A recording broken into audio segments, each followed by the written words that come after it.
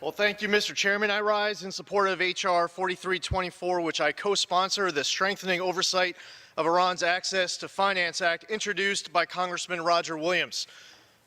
I stand with the courage of my convictions while I listen to others stand with the courage, apparently, of a conviction to coddle the world's largest state sponsor of terrorism.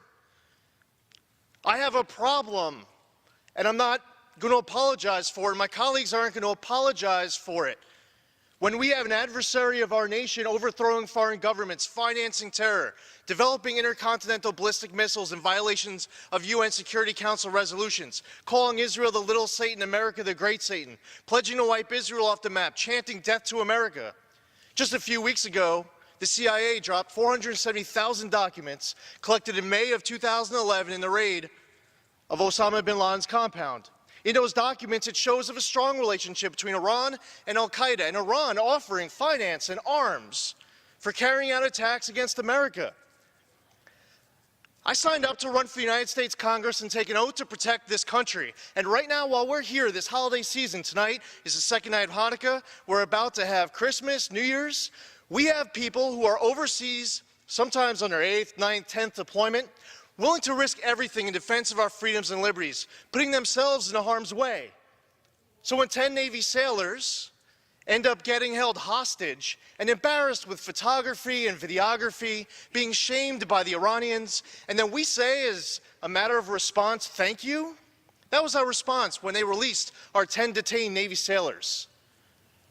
And you want to question the conviction of Congressman Williams, introducing legislation that is incredibly important for protecting the United States and our service members and our allies. And you want to mock us for having a problem with them chanting death to America? Whose side are you on? For anyone who has the courage of conviction to coddle the world's largest state sponsor of terror.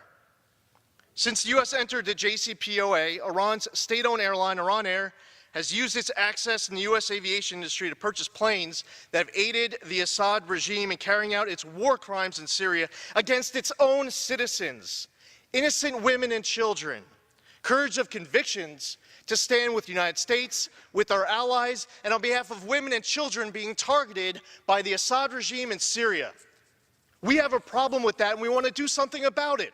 And don't try to shame us into being apologetic and unwilling and afraid to stand up for all of those right principles. That's the courage and conviction that I stand up with today, with Congressman Williams, with Chairman Hensarling, and all the others who are encouraging a strong yes vote for more accountability, for a stronger national defense, for a better future. I yield back.